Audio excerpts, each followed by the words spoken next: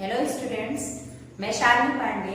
आज मैं आप लोगों को 11th क्लास की केमिस्ट्री में पढ़ाने जा रही हूँ सार्थक अंक, सिग्निफिकेंट फिगर्स।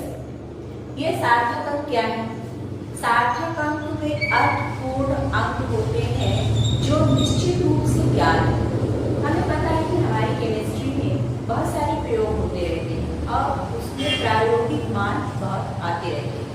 ये प्रायोगिक मान हमेशा शुद्ध नहीं होते, हमेशा निश्चित नहीं होते हैं। क्यों? क्योंकि ये जो प्रायोगिक कार्य होते हैं बहुत सारे यंत्रों की सहायता से किए जाते हैं, मापक यंत्रों की सहायता से किए जाते हैं और उसको करने वाले व्यक्ति की दक्षता भी अलग अलग होती है।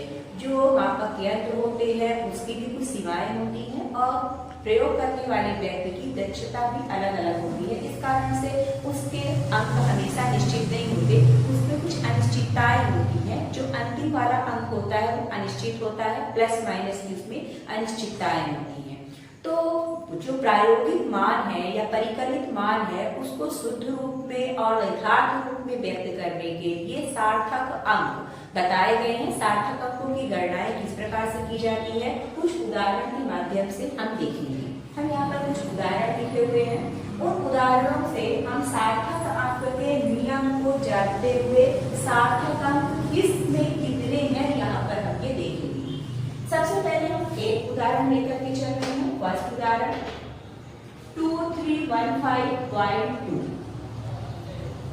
ऐसा नियम है कि जो सार्थक अंक है वो सार्थक अंक में अगर कहीं पर शून्य ना आया हुआ हो यानी सभी अशून्य अंक हो तो सभी अशून्य अंक सार्थक होते हैं।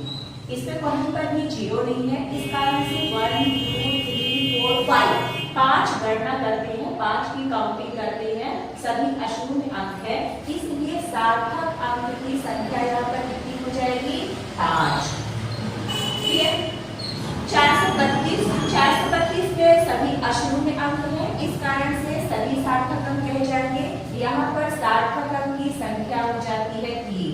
यानी पहला नियम ये है कि सभी अशून्य अंक सार्थक अंक होते हैं, पहला नियम।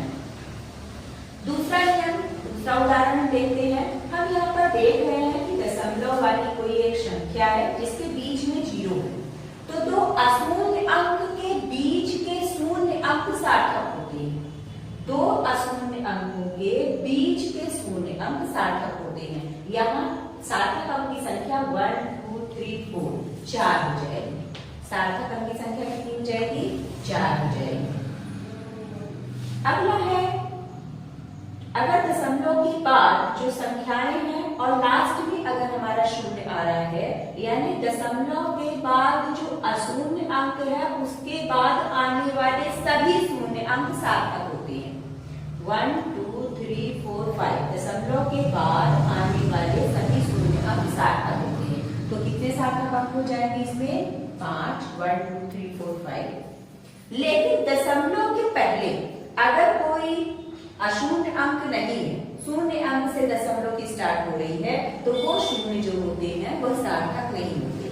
यहाँ पर सार्थक अंक केवल ये दो होंगे, 2 and 0। सार्थक अंक की संख्या कितनी हो जाएगी? 2।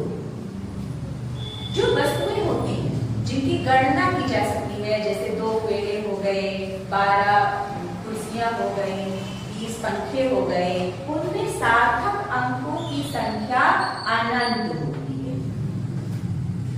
2 केले को लिख सकते हैं 2.000000000 वस्तुओं की संख्या, उसकी संख्या क्या हो जाएगी? सार्थक अंक की संख्या अनंत होती है। अब अगर बिना दशमलव की संख्या है, बिना दशमलव की संख्या है तो दाईं ओर आने वाले जो शून्य है, अशून्य अंक के दाईं ओर आने वाले जो शून्य होते हैं वो सार्थक नहीं होते। यानी यहाँ पर अगर दशमलव नहीं लगा हुआ है और लास्ट में 0 लगे हुए हैं तो ये सार्थक अंक नहीं होंगे। यहाँ पर सार्थक अंक की संख्या हो जाएगी 4। अगला जो 100 है, 100 में भी हम देख रहे हैं कि दशमलव नहीं लगा हुआ है तो 1 के बाद 0 0 जो आया हुआ है वो सार्थक अंक की काउंटिंग में नहीं आएगा। इसकी सार्थक अंक की संख्या हो जाएगी 1। लेकिन अगर हम लिए हुए हैं 100.0 तो 100.0 में 100 भी सार्थक अंक हो जाएगा। दशमलव के बाद भी 0 अंक आया है, दशमलव के बाद के शून्य अंक जो होते हैं वो सार्थक अंक होते हैं। इसलिए यहाँ पर सार्थक अंक की संख्या कितनी हो सार्थक अंक किस प्रकार से निकालते हैं, फिर से देखिएगा। सभी अशून्य अंक सार्थक अंक होते हैं। दो अशून्य अंकों के बीच के शून्य सार्थक अंक में गिने जाते हैं। दशमलव के बाद अशून्य अंक के बाद आने वाले शून्य अंक सार्थक अंक होते हैं। अगर दशमलव के पहले कोई अशून्य अंक के पहले के जीरो सार्थक अंक नहीं होते हैं। कोई वस्तु की गिनती हो रही हो तो अनंत सार्थक अंक हो सकते हैं। अगर दशमलव की विहीन संख्याएं हैं तो दाईं ओर आने वाले शून्य अंक सार्थक नहीं होते हैं। 1 2 3 4 सार्थक अंक 4। ऐसे 100 में 1 एंड 100 पॉइंट में 0 ये दशमलव वाली संख्या है जिसमें दशमलव के बाद वाले जीरो को सार्थक अंक में काउंट किया जाता है। यहाँ पर स्टार्ट करते हैं। योग और घटाने की प्रक्रिया में सार्थक अंकों को किस प्रकार से निकालना चाहिए, किस प्रकार से निकाला जाता है, एक हम एग्जाम्पल लेकर के देखते हैं। हम योग का एग्जाम्पल लेकर के देख रहे हैं। सबसे पहले हम देखते हैं कि तीनों में कुल कितने सार्थक अंक हैं। यहाँ पर जो योग, पहले तो हम योग का लेते हैं। योग हो जाएगा यहाँ पर 3 7 6 8.5।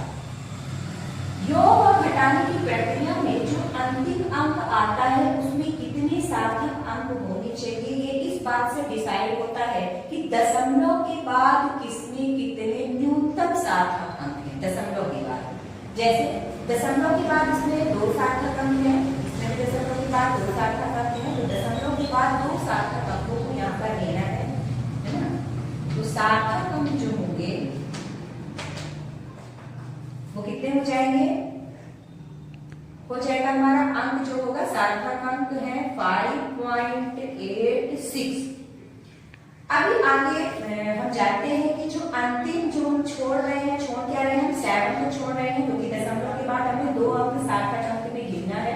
तो छोड़ने वाला अंक अगर 5 से अधिक होता है तो एक अंक अपने से अगले वाले को दे देता है, यानी यहाँ पर हो जाएगा 5.87 और सार्थक अंक की संख्या कितनी होती है, हो गई 3 सार्थक अंक। 3 सार्थक अंक यहाँ पे हो जाएंगे कुल मिलाकर के, और इसका जो मान आएगा योग का, वह योग का मान आ जाएगा 5.87। इसी प्रकार से घटाने की प्रक्रिया में भी किया जाता है। गुणा और भाग की प्रक्रिया में एक ही प्रकार से करते हैं। गुणा और भाग की प्रक्रिया में हम देखते हैं कि न्यूनतम किसी में कितने सार्थक अंक हैं। तो इस वाले में सार्थक अंक है 1 2 3 4 5, नीचे वाले में सार्थक अंक है, इसको इग्नोर कर देते हैं 1 2, यानी न्यूनतम कितने सार्थक अंक है, 2 सार्थक अंक है। तो पहले इसको हम मल्टीप्लाई कर लेते हैं।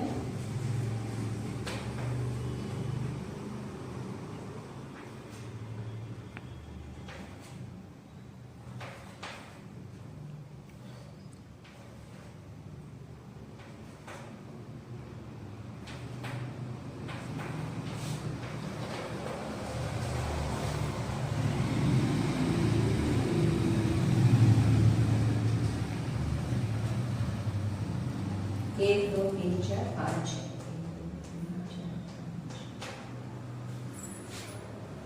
तो इसका आंसर आएगा, कितना आंसर आएगा, इसका आंसर हो जाएगा दशमलव के कुल कितने सार्थक अंक है, 2 सार्थक अंक है, इसमें 2 ही सार्थक अंक को लेना है, हो जाएगा 1.3। इसका आंसर हो जाएगा। जो छोड़ रहे हैं हम उसका मान 5 से यदि कम हो तो केवल उसको छोड़ा जा सकता है, उसका अंक बढ़ता या घटता नहीं है, तो केवल हो जाएगा 1.3 इसका अंक हो जाएगा, और इसमें सार्थक अंक कितने हो जाएंगे, 2। तो यहाँ हमने देखा कि जो योग की प्रक्रिया है उस योग की प्रक्रिया में दशमलव के बाद जितने सार्थक अंक होंगे कम से कम किसी में उतने ही दशमलव के बाद सार्थक अंक आंसर में लेना है। और गुणा और भाग की प्रक्रिया में हमने देखा कि जिसका हम गुणा या भाग कर रहे हैं उसमें न्यूनतम कुल कितने सार्थक अंक हैं, उतने ही सार्थक अंक वाले नंबर्स को हमको आंसर में लेना है। आज इस वीडियो में इतना ही। अगर मेरा चैनल आपको अच्छा लग रहा हो तो आप इसको सब्सक्राइब कर दीजिएगा, जिससे अगली वाली वीडियो आपको मिलती रहे। Thank you.